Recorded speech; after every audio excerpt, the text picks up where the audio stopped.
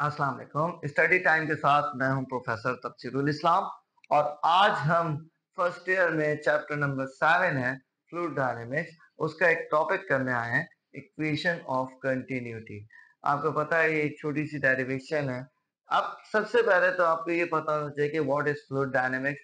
Fluid dynamics की हम जब बात करते हैं तो बहते हुए फ्लो की बात करते हैं, फ्लूइड की। यानी कि कोई दरिया बह रहा है, पानी बह रहा है, ऑयल बह रहा है, किसी भी हम फ्लूइड की बात कर रहे हैं और वो फ्लो कर रहा है।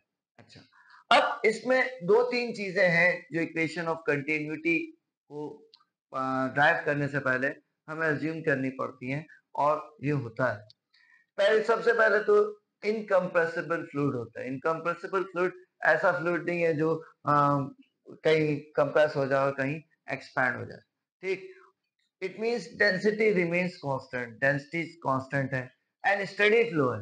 यानी कि ये नहीं है कि कहीं जो है मतलब ये तो खुद ब खुद होता है कि फ्लो कहीं ज्यादा है कहीं कम है, लेकिन स्टेडी फ्लो का मतलब है कि एक साथ मूव कर रहा है, मतलब टर्बुलेंट नहीं है कि कहीं ऐसा रुकावट आ गई कि कुछ इधर चले गए कुछ इधर चले गए, इस तरह का तो फ्लो नहीं है।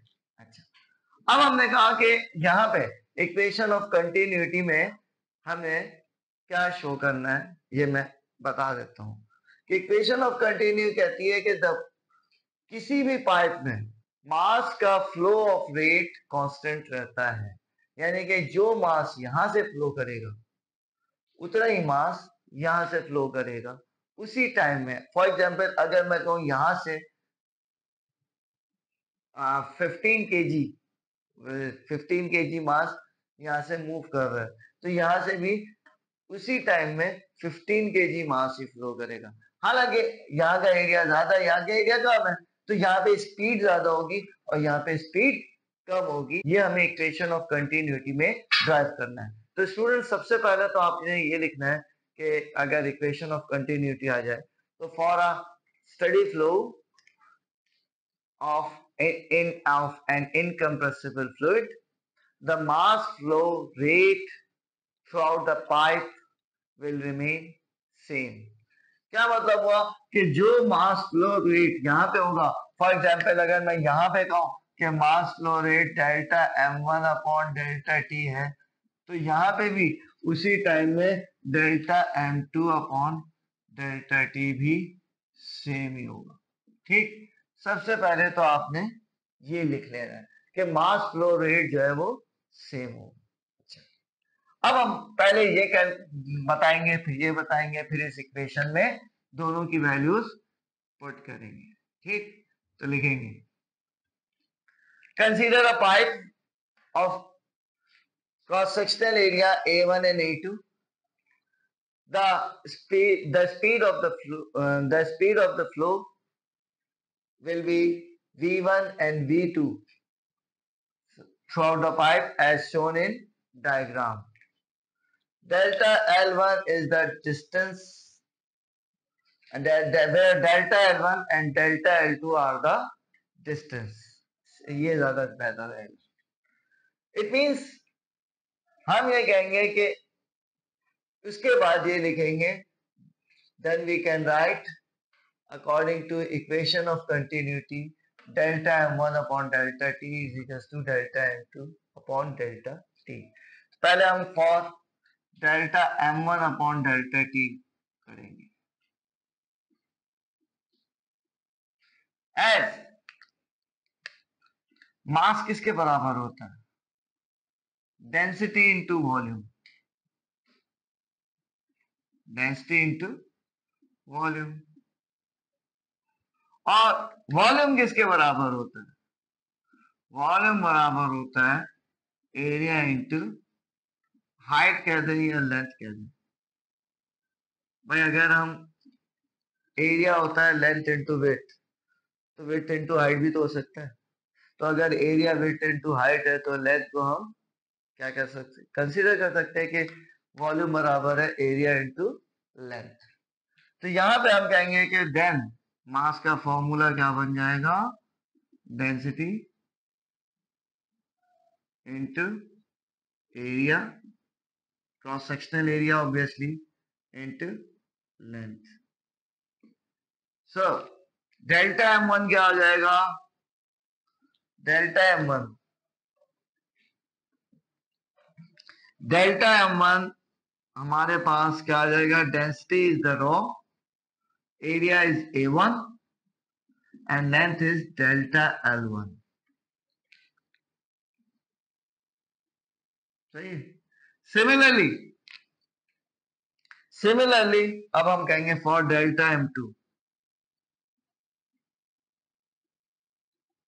अच्छा, इधर भी हेडिंग से आप सिर्फ डेल्टा M1 डाल सकते हैं, वो ज्यादा बेहतर है। ठीक, फॉर डेल्टा L2।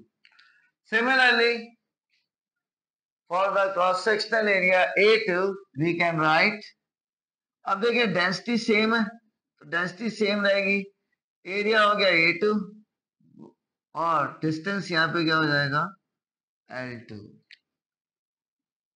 ये दोनों हम पुट कर देंगे इक्वेशन 1 में, पुट दीज इन इक्वेशन 1। तो इक्वेशन 1 में delta M1 upon delta T क्या हो जाएगा, rho A1 upon delta T is equals to, यहाँ पे क्या हो जाएगा, rho A2 delta L2 upon delta T। अब देखिए डेंसिटी सेम है, डेंसिटी को हमने कैंसिल कर दिया। अब ये बन गया हमारे पास A into delta A1 into delta L1 upon delta T is equals to A2 into delta L2 upon delta T। अब delta L1 and delta L2 क्या है, डिस्टेंस है, डिस्टेंस अपॉन टाइम क्या होता है, वेलोसिटी, स्पीड। पुट